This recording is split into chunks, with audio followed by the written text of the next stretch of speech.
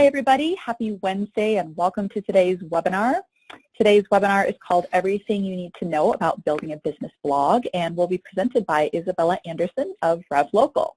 And I'm seeing I'm getting a couple of questions already. I just want to let everybody know that yes, you will receive a recording of this webinar in a follow-up email tomorrow. So you'll have access to that in case you miss anything.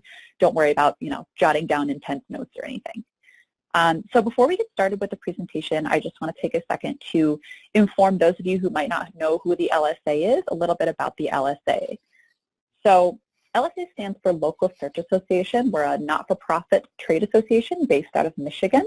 We're made up of traditional and digital marketing advertisers and marketing providers, many of whom work directly with local businesses just like yourselves. The LSA is made up of more than 300 members in about 20 countries. And then also I wanted to tell everybody, if you do have any questions throughout the presentation, we really encourage you to be engaged. We want to know what you want to know more about. So if you do have questions throughout the presentation, please feel free to post them in the questions bar, which is on the lower right-hand side of your screen. So without further ado, I'm going to pass things over to Isabella to get started. Hi everyone, I'm Isabella Anderson. I'm the Senior Content Strategist here at RevLocal. I manage the corporate content marketing strategy, do a lot of the writing and editing. I also do a little bit with our social media strategy and PR, but I really specialize in blogging and blog SEO.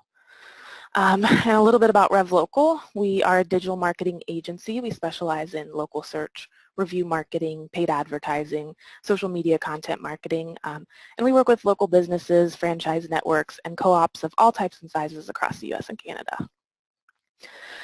I'm here today to talk to you about blogging for small businesses. So just today's agenda, we're going to run through the benefits of building a small business blog, how to get started. We'll talk about that from scratch so you can get started from any level, how often you should be blogging, what kinds of things you should be writing about, and what to do if you don't really have the time to manage your own blog. So, do you really need a blog? Well, the short answer is yes. I think that all small businesses, no matter your industry, need a blog.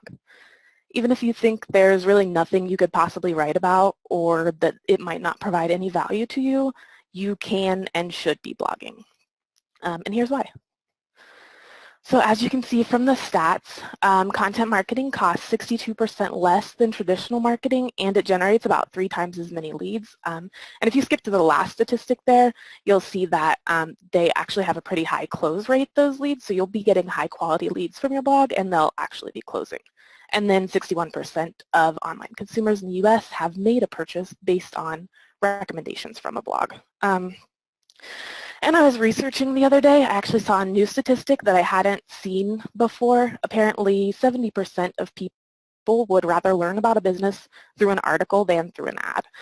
So your blog is a great place to tell people about your business, your values, what you do, how you do it, how you got started, and you can also use it to answer common questions, that sort of thing.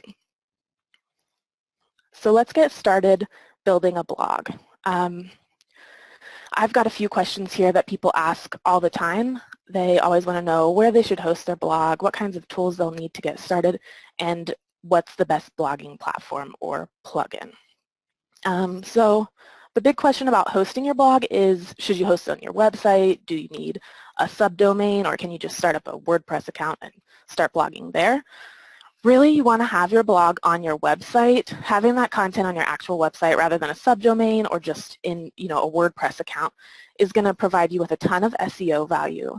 You will have fresh content on your website all the time, every time you're publishing new blog posts, and that's great for search engines because those search engines like Google, they'll see the content, they love fresh content, that'll help you rank better for keywords that you want your business to rank for, and you definitely want to be showing up in those searches. So for SEO value, you definitely want your blog on your website rather than just, starting up a WordPress account or something like that. What tools do you need to get started? Well, like I said, you'll need to have your blog added to your website, and how you do that will really depend on who manages your website. So if you have a web developer, or if you're working with an agency that maybe manages your website or a microsite, you want to talk to them about adding a blog to your website. And then if you manage like a WordPress website, like my personal website is on WordPress, you can just add the blog yourself. but it depends on, who's managing it and that sort of thing.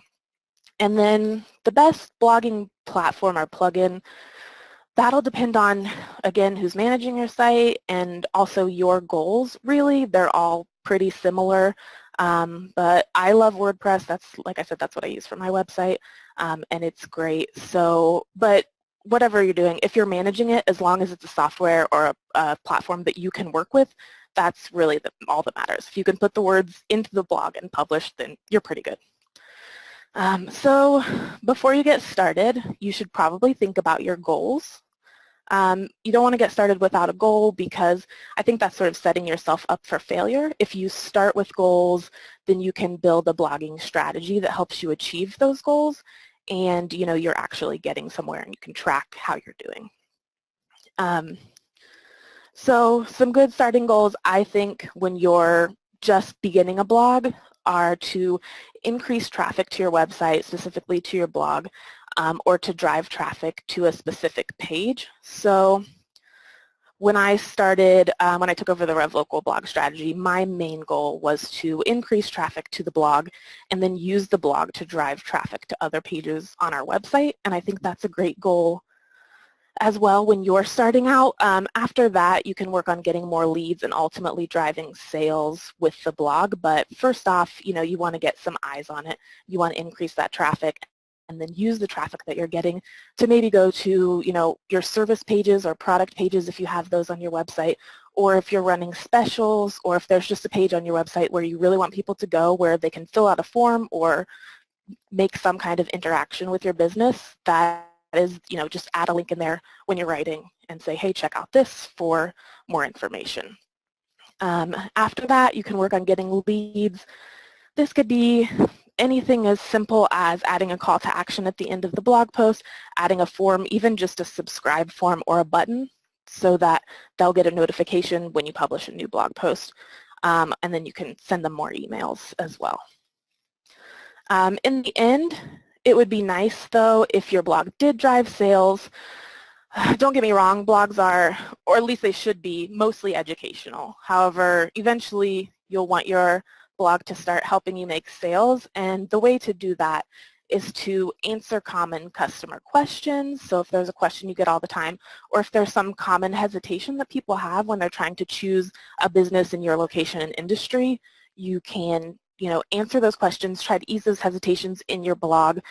You do want it to be educational, but any way that you can kind of help the consumer through the purchase process is great. It's, great content to have in your blog, and that's also, going to help you with keywords because that information is relevant to your industry, so it's probably going to have some relevant keywords in there as well. All right, so we've got your goals, but you'll need to do some planning. So I know it's kind of a lot of planning, but if you do the work beforehand, it makes it a lot easier when you're publishing later on. I tend to plan our editorial calendar at least a month, sometimes 6 weeks in advance, depending on time.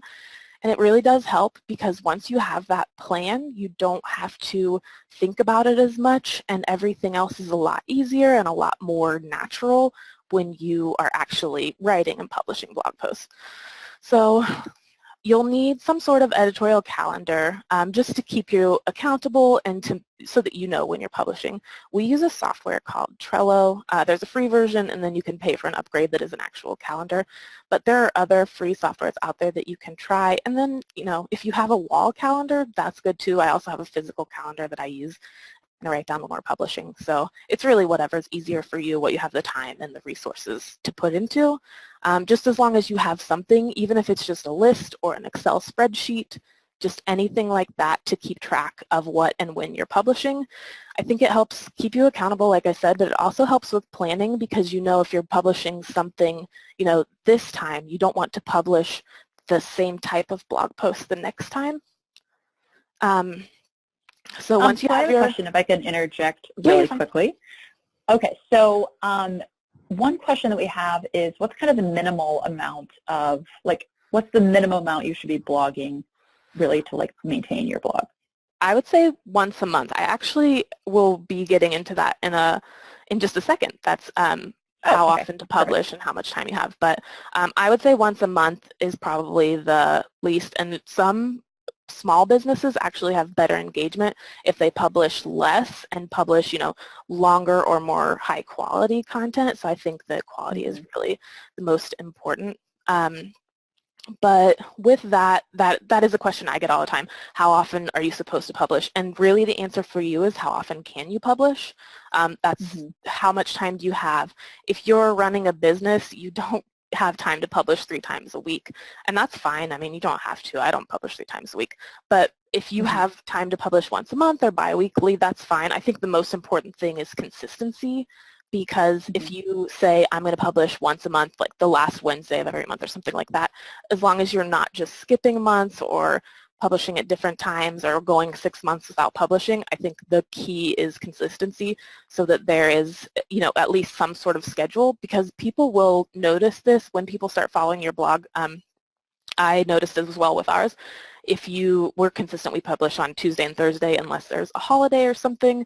So people will notice that, and we get like a little traffic spike on Thursday, even though our blog emails go out on Tuesday. So I think as long as you're consistent, people will start to notice, and the people who are following you will see that and expect that from you. So just don't, if you have to skip sometimes, obviously things come up, but I would say just try and be as consistent as possible. And I would say once a month, if you have time, twice a month is great, but once a month I would say would be the very least. Okay, perfect. Thank you. And we have a couple other questions, but I think we'll hold them until the end. Okay, sure. All right, and I want to talk a little bit about keyword research. I know that a lot of business owners aren't going to have a ton of time to do this, but I do think keyword research is a great place to at least find out how many people are searching for these topics, just so you know if it's worth your time to write about it. So we're not going to get crazy in depth here, but I do think it is something that anyone who blogs should be doing. All you really have to do is use one of these tools. I love these. I use AdWords Keywords Planner for my first one, and then Ubersuggest, and then occasionally Keyword Tool. So what you do is take your blog posts and find the keywords in it. Like if you're writing, for me, like I just wrote a post about 2018 digital marketing trends, so I searched for 2018 marketing and 2018 digital marketing and things like that to see the search volume. So you see how many people are searching for those, and then you'll also get suggestions for other keywords that you could use in the post. I use AdWords Keywords Planner first, and then I love Ubersuggest. It'll give you long tail keywords, and those are things like the difference between someone searching for pizza place and what's the nearest pizza place that delivers. So long tail keywords can kind of help you find those conversational phrases that people are searching for, often in voice searches if they have smart speakers or on their phones. And so that's a great thing to add in as well, because they are a little bit more natural, I think, than the shorter keywords, so they're a great thing to go after. And then Keyword Tool there's a free version and a paid version. It's a little bit limited, but I like using it occasionally just for, just to have diversity. And then when you're adding keywords to your content, you want to add them to the title of the blog post as long as they sound natural, and then I like to add a couple into the introduction and then just sort of sprinkle them through the post. The amount of keywords you want to add depends on the length of the post, because you want to have enough in there that, that search engines are, when they're looking at your pages, they know what the page is about, but you don't want to stuff them in there that can actually get you into trouble. So try and keep it natural. Don't try and add the same keyword over and over again. Just make sure that you do have them in there, but, with all things in marketing, you don't want to go crazy with it and get yourself into trouble. All right, the next thing we're going to talk about is link building. So link building, if you're unaware, is getting inbound links to your website from other websites. So in this case, it'll be to your blog posts. Other people on their websites are linking to your blog posts, and that helps give your posts more authority. So the more high-quality websites that link to your blog, the more authority you'll have. But this is just the same as keywords. You want to be careful. Don't pay for links. A lot of people will pay for links from link farms, and that'll get you in trouble.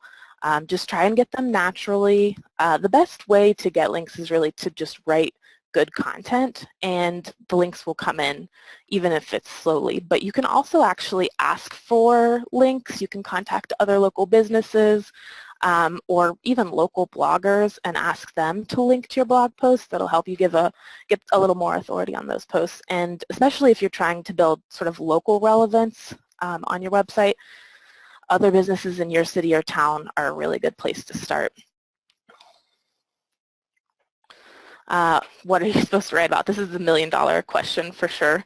A lot of people want to know, what do they write about? Some people think that their industry is too boring. I don't think that's ever true. And I'll be honest, I struggle with this sometimes myself.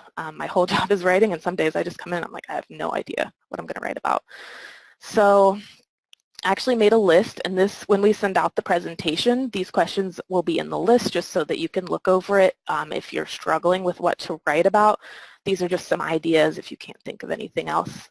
So if you have any seasonal deals, specials, or coupons, those are great to write about in your blog because that means that the people who follow your blog are going to see that. You can link to those pages. So if you have, like right now it's holiday season, if you have any special holiday sales going on, you can link to those, or first of the year if you've got promotions or inventory sales or anything like that, you could talk about those. Any coupons, or if you have a landing page for a promotion, definitely talk about that. Link to the landing page, just try and drive more traffic to those pages. Or if you're announcing new products or services. So if you have a salon or something and you've started doing eyebrow waxing, you can announce that on your blog. That's great. Those are keywords definitely that you want to be writing about, and it's good for your followers to know that you've got a new service that they can come in and try out. Another one that I sort of touched on earlier was answering common customer questions about your business, products, or services.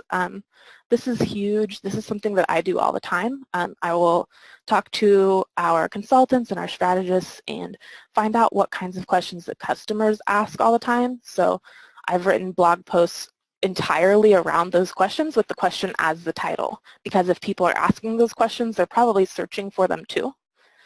So we did a post recently, what is local search marketing? Because that is a huge question we get, and that's one of our core services. So that's obviously something that we want to rank for, and it's a question that we want to answer because it's going to help people understand better what we do and maybe even help them decide to make a purchase.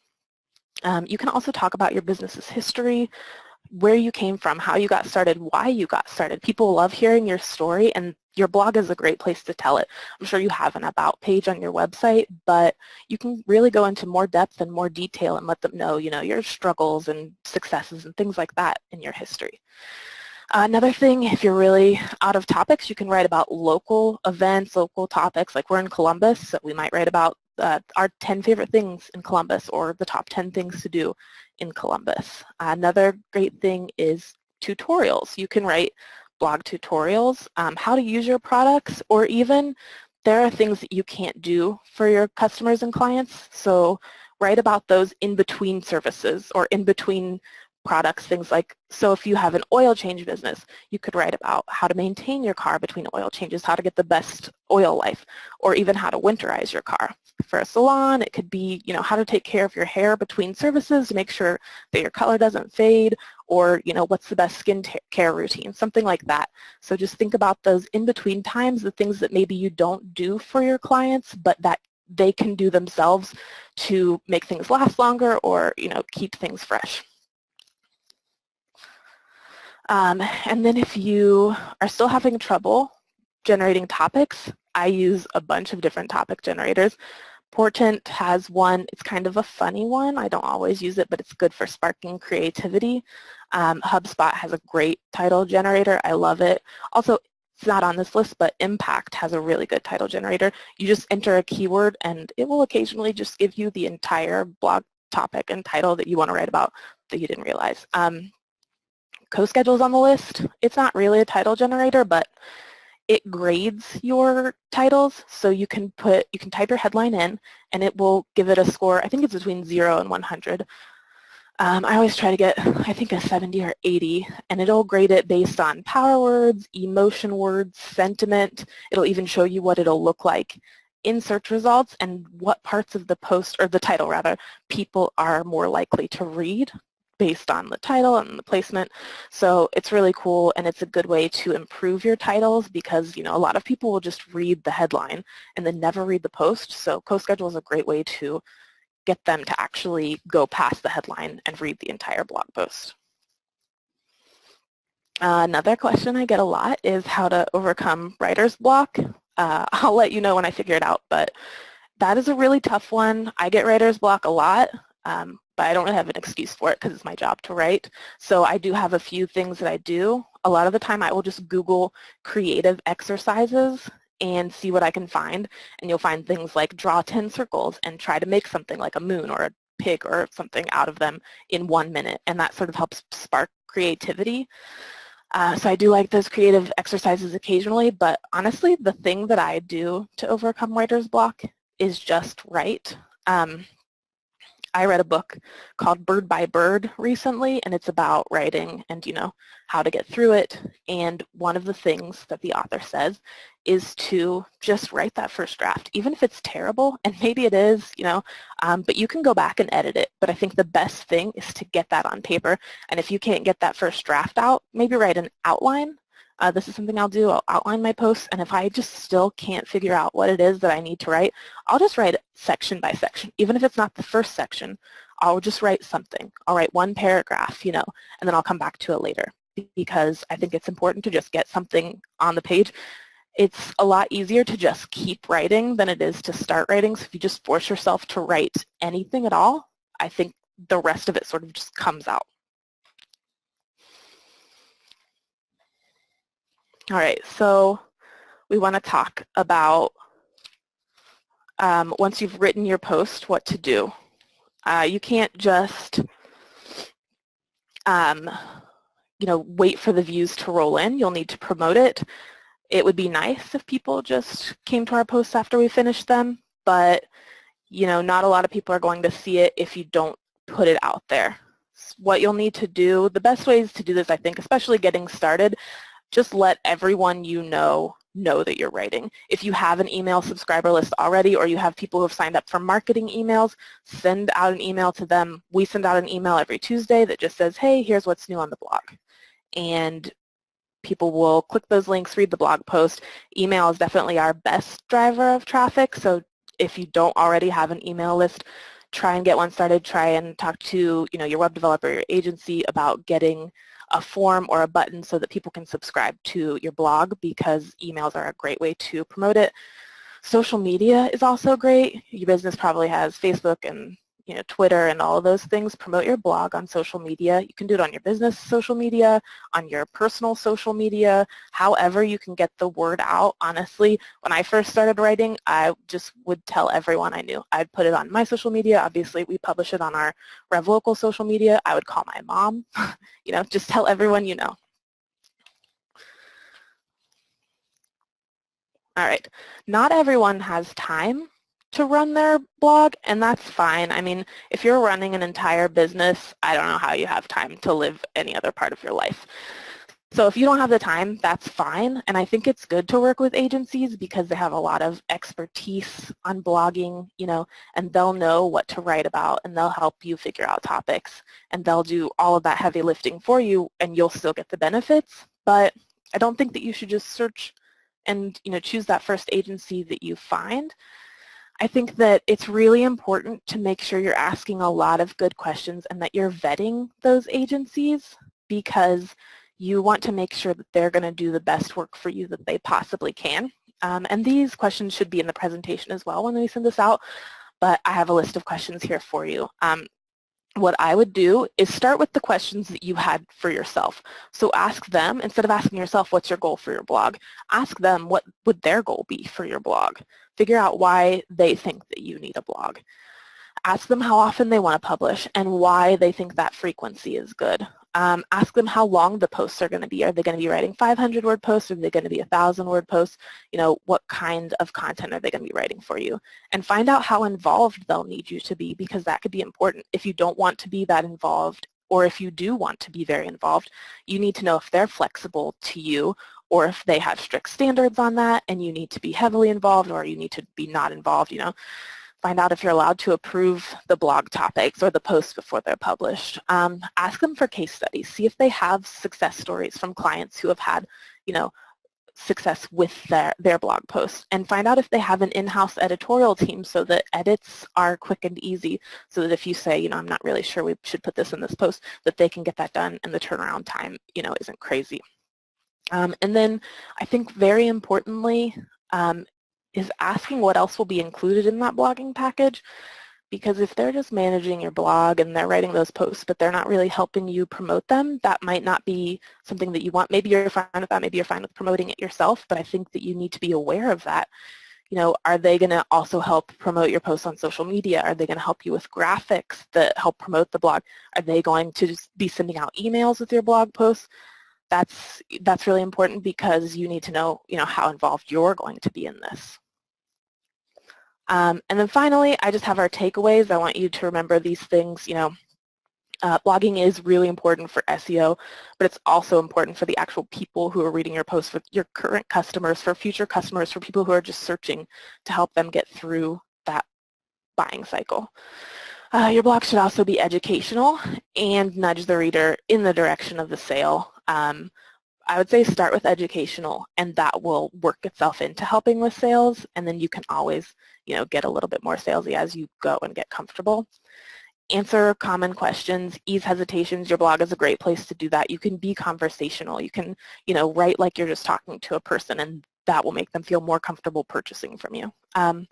And like I said, there are plenty of free tools to help you get started. We've got them listed here, so you'll get those when we send out the slides. And definitely go in with a goal. Even if you're working with an agency, you want to have a goal. You don't want to just go in and start writing and then sort of forget about it, you know, and never really be tracking or measuring your goals.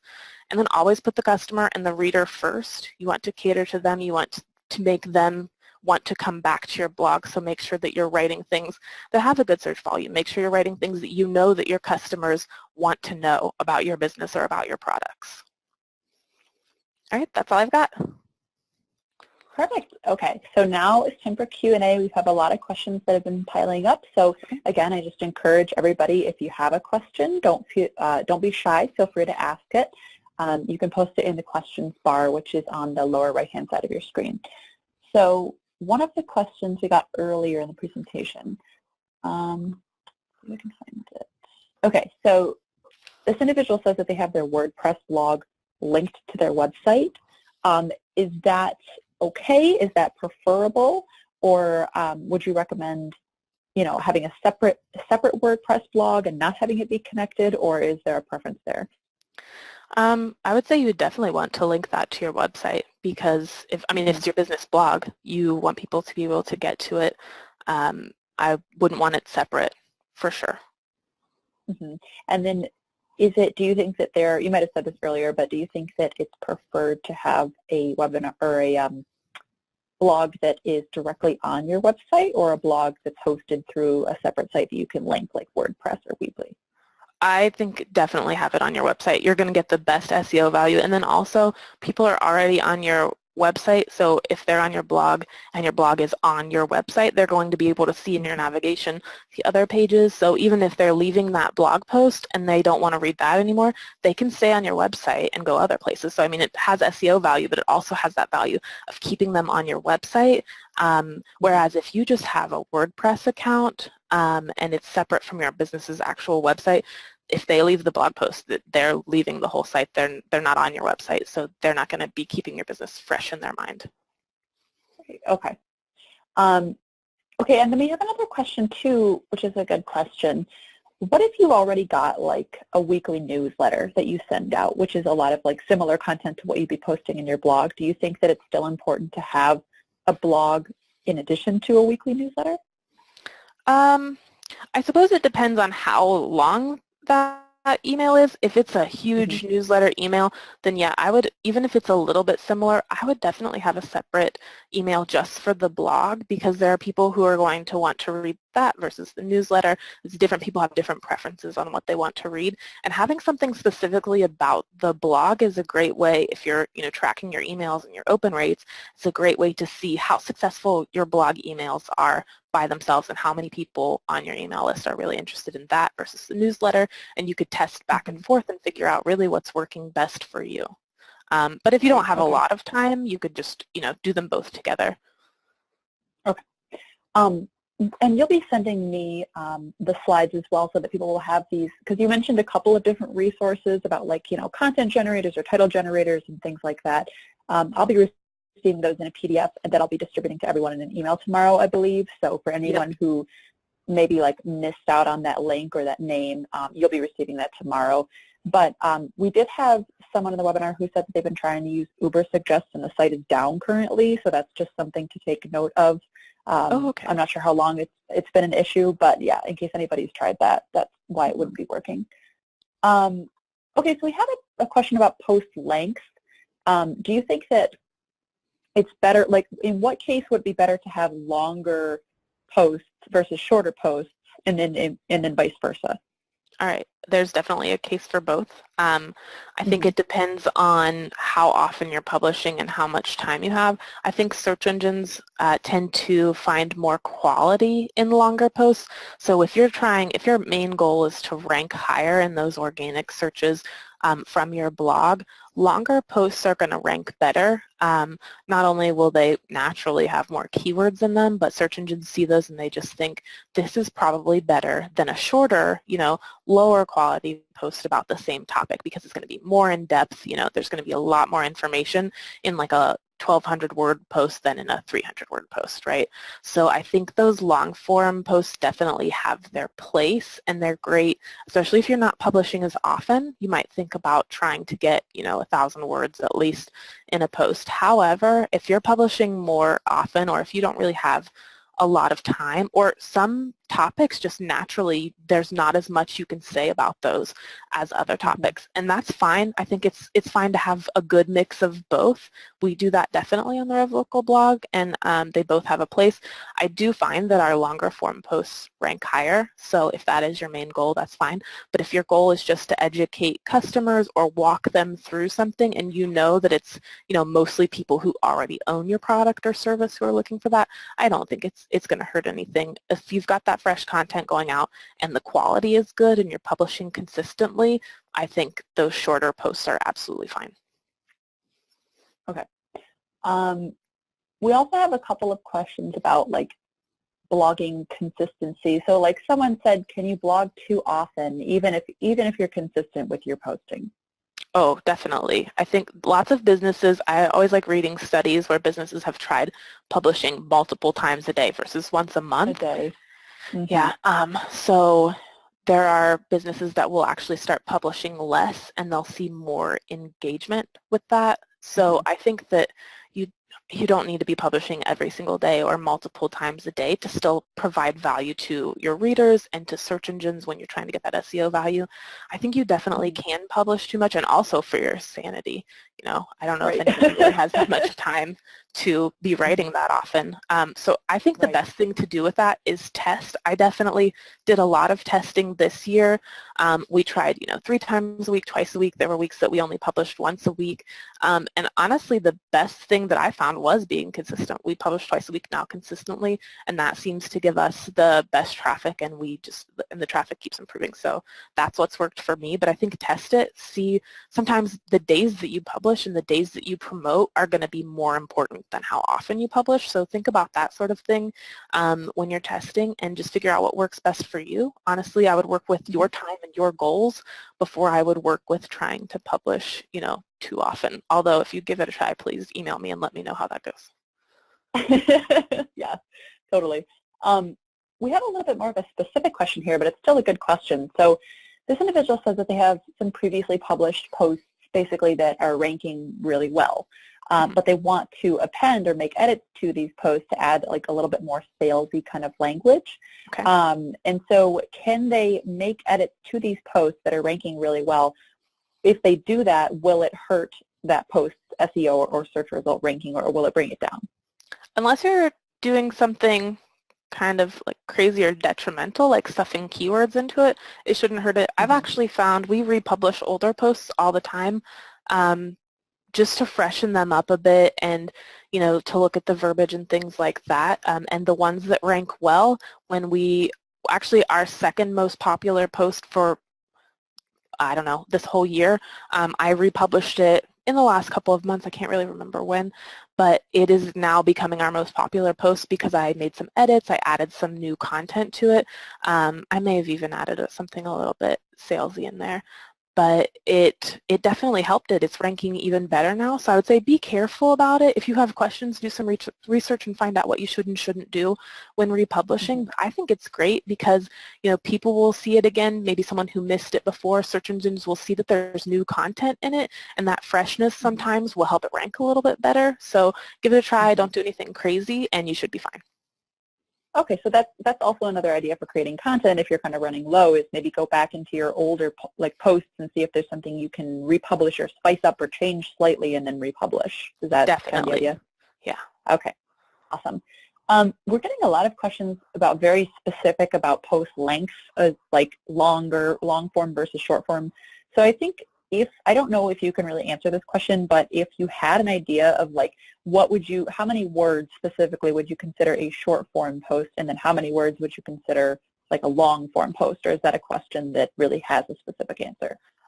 There are a lot of different answers to that question. It seems like everybody has a different answer, but for me and from what I've read when I was researching, I think 500 words, like anywhere from 300, I guess if you're writing really short posts, 300 to, we'll say, 1,000 would be considered short form, which 1,000 seems long to me.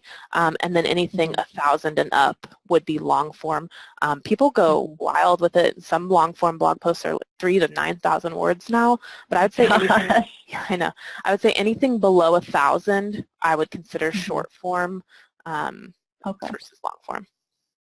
Okay, awesome. And we had a really interesting question here too about vlogging, like video blogging.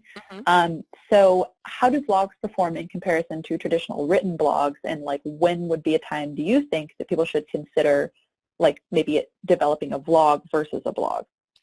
I think they should work together for sure. We do both video and blogs, and sometimes they have the same content, sometimes they have supplementary content. So maybe the video is the main content, and then we write a blog post about something in the video and expand on it. Tutorials, like I talked about blog post tutorials, that's a great thing. You could write that and still add a video into it if it's something that people need to see, like how to fix something on your car. I definitely have watched videos on things like that. And I think it's good to have both. The good thing about blog posts is that they have all of that SEO value because of the words that are written in the post. Videos don't have that, but videos do perform very well, especially on social media.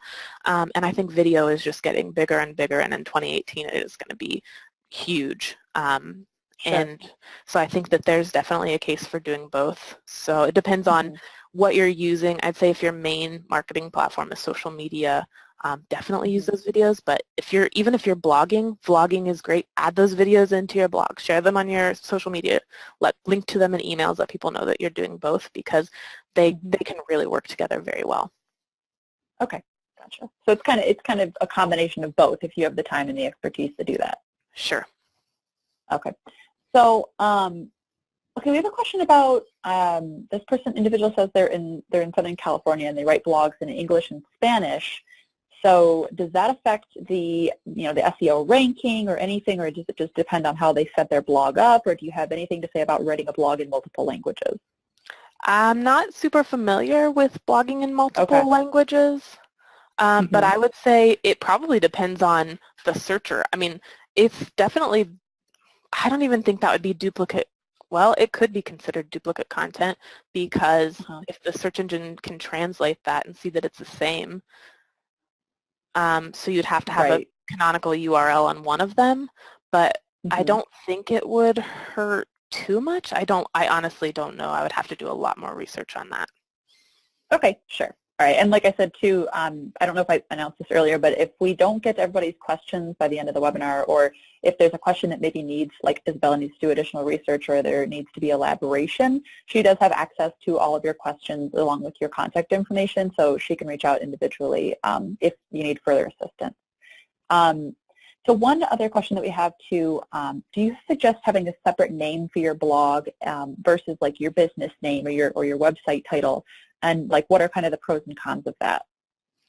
No, I don't think that you should. Our blog is just called the Rev Local blog, and our business is Rev Local. Okay. I wouldn't change the name. Some businesses do, but I think for that brand consistency, you want to make sure that it has at least a similar name to your business, or at least similar messaging, and all your brand imaging is the same, especially if it's hosted on your website. Even if it's got a little different styling, like our blog definitely has a slightly different brand voice, and our graphics are a little bit different than other pages on our website, but especially if you're hosting it on your website, you should probably just name it after your business. Sure. Does coming up with like a different title for your blog, does that affect your search ranking at all? Do you know? It might. I mean, if people are searching for your business and your blog and it has a different name, that might not show up. Okay, gotcha. Okay, so we have a question about link building as well. So you mentioned earlier, that it's not a bad idea to go out and ask like similar websites to yours to do some linking for your blog. So could you give a little more detail on that? And this person's asking, how do local businesses link to your blog on their websites, or like, do you have a suggestion for like who you should be asking and who you should not be asking and how often you should be asking? Can you just kind of review that again? Well, I think the thing to think about with link building is with a lot of things in marketing and blogging, it's quality over quantity. So you want either other local websites so that you get a lot of local links, or talk to people who have high quality websites, with a high domain authority, or who have had websites that have been around longer than yours. Those are good places to get started. You can definitely ask local bloggers to link to your website, or other local business owners that have a blog. You could see if they'll link to your blog, obviously if it's relevant to what they're writing about. I wouldn't ask all the time. Who has time for that? But just occasionally, I think the easiest thing to do, especially if you already have a relationship with the person, is just send out a quick email and say, hey, I wrote this new blog post. I wanted you to check it out. I don't know if you have any options to link to this or even share it with your followers, because if nothing else, maybe they'll share it on their social media and that'll get you some more views. But for sure, just occasionally, I think with each new blog post, if you can just think of, a couple of people who might link to it, go ahead and send them each an email and, let them know that you wrote the post, let them know what it's about, ask for their thoughts even, so that they're a little bit more involved in it, and ask if they have any opportunities to link to that, and, see if, there's anything that you can help them with as well, because you don't want it to be entirely one-sided or annoying. Right. Okay. Also, I got a comment to kind of further expand on the question about the blog that's in Spanish and in English.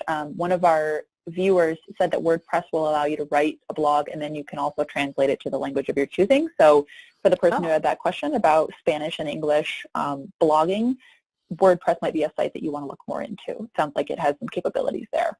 Great. Okay, so we have a couple more questions. So this individual is wondering if it's a good idea, if you have time, obviously, if it's a good idea to have multiple blogs. So she says, for example, I'm a graphic designer. Should I have a blog for startup businesses and another blog for established businesses, or is it best to keep it all in one?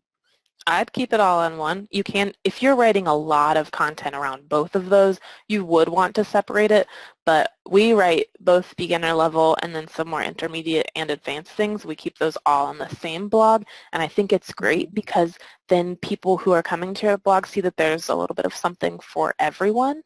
But like I said, if you're publishing to each of those, like weekly or even more often than that, then yeah, maybe separate them, and just you can link to one from the other and say, we've got more advanced information over here, or if you're a beginner, check out this blog instead.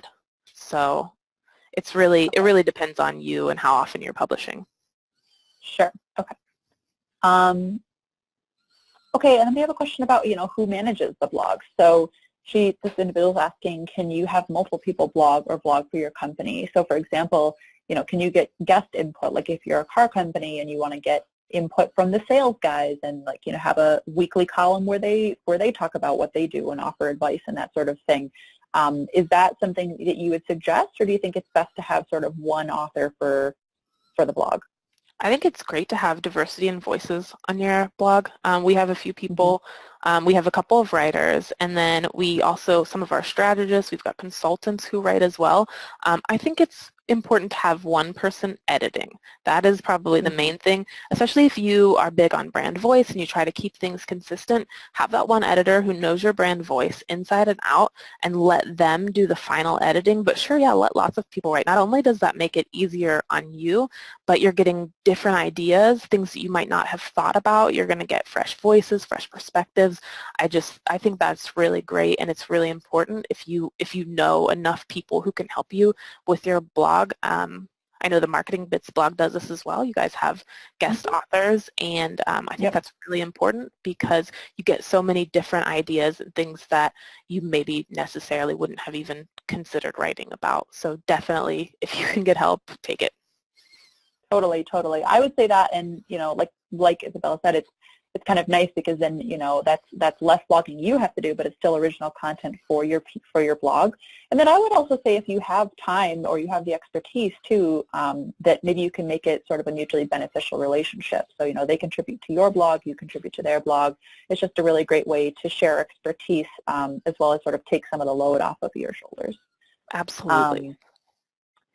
Okay, so it looks like we have about one or two more questions. So we're going to kind of wrap things up here, but if anybody does have any last-minute questions, I encourage you to post them pretty soon. So one question, this is an interesting question. So this business only serves, a local population, but they're wondering if it would be beneficial for them to still expose their blog to people who are outside of their service area, like outside of their local area. So do you have any feedback on that? Oh yeah, definitely. I mean, I think that the more people who see your blog, the more they're going to share that. And with the internet now, we have friends all over the world. So maybe they share it and people who are in your area see that blog post and they're looking for something that you provide. I think it's not always great. Traffic isn't always a great way to measure the success of your blog, especially when you're getting traffic from outside your service area. I think it's a good starting point, but you might not always want people from outside your service area, but sure, I don't think there's any reason to just say that this needs to be local because there are more opportunities than that. Sure. Okay, and actually what you just said kind of sparked a new question for me. So I think it'd be really helpful for everyone to have an idea of how should you be tracking blog success? Like what are some key indicators you should be looking at to know if your blog is doing well? Well, I did just talk about traffic, and I do think it's the best place to start. It's not always the best end goal for your blog because, there's stuff beyond that, but I think if you have Google Analytics set up and you can see how many people are going to your blog posts and viewing them, that's a good place to start. Some other metrics you might want to track are conversions. If you have call to action or something like that in the blog post, see how many people, clicked a button or filled out a form. That's also a great thing to check. You can check your bounce rate, so how many people just left after a few seconds, and see how long people are staying on the pages. That's important because that lets you know the quality of your content and whether what you're writing is actually important to the people who read your blog. I would definitely start tracking those. If you can track leads and conversions, that's great. And if you can track it all back to a sale, if you've got a full-scale attribution model going and you can see how your blog has contributed to sales, that's great as well. But traffic, while it's not always the best in the game, and a lot of people say it's a vanity metric, I do think that's the place to start. That's where I started when I took over our strategy at the Rev Local blog, and it's still something that I track even now. Okay, awesome. I'm going to say, we're going to wrap things up with questions here. It looks like we got to most people's questions, but again, if we didn't have time to get to it, Isabella will have access to your questions and can answer you later. So before we kind of wrap things up and give the email for further questions, I just want to know what would be, one or two tips that you would give people to like today to get started, if they haven't started, let's say they haven't started a business blog yet, but they want to. What's kind of the first thing you would recommend that people do after hopping off the webinar today? I'd say talk to whoever's running your website. If you're not running it yourself, get a blog set up. Even if you don't have any posts going, you can even write up a quick, hey, we're going to have some blog posts coming up soon, and publish that and let people know that it's going to be a thing. The first part is definitely getting that set up, and after that, I would just do a little research. If you've got local competitors, see if they have blogs, see what they're writing about, and just any kind of planning that you can do. Get any kind of editorial calendar, even if it's a wall calendar.